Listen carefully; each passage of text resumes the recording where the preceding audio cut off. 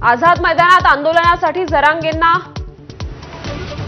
मनोज जरांगेंच्या आंदोलनाचा दुसरा दिवस रात्रभरात झालेल्या पावसामुळे आझाद मैदानावर चिखलाचं साम्राज्य, तर शेकडो आंदोलकांनी सीएसएमटी स्थानकावर घेतला आसरा।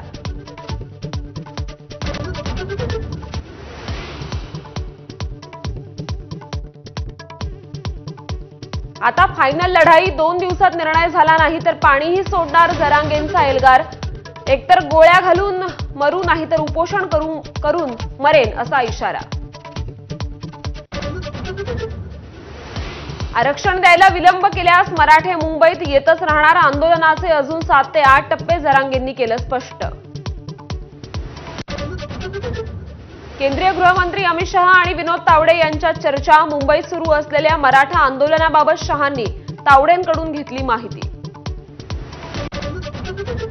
बाप्पांच्या दर्शनासाठी केंद्रीय गृहमंत्री अमित शहा मुंबईत दाखल, आज लालबागच्या राजासह विविध गणपतींचे आशीर्वाद घेणार, तर जेपी नड्डा गणेशोत्सवासाठी आज पुण्यामध्ये।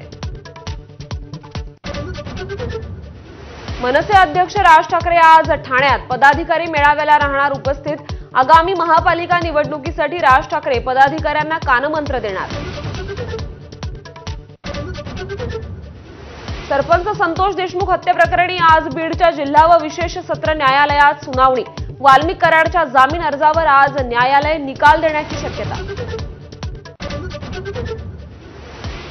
राज्यभरात आज पावसाचा जोर कायम राहण्याची शक्यता, मुंबई, ठाणे, पालघर, कोकण किनारपट्टीवर मुसळधार पावसाचा अंदाज।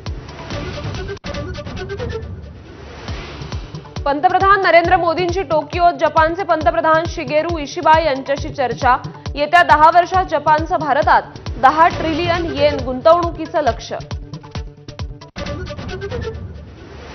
रशियाचे अध्यक्ष पुतीन डिसेंबरमध्ये भारत दौऱ्यावर, वार्षिक शिखर परिषदेसाठी पुतीन भारतात येणार।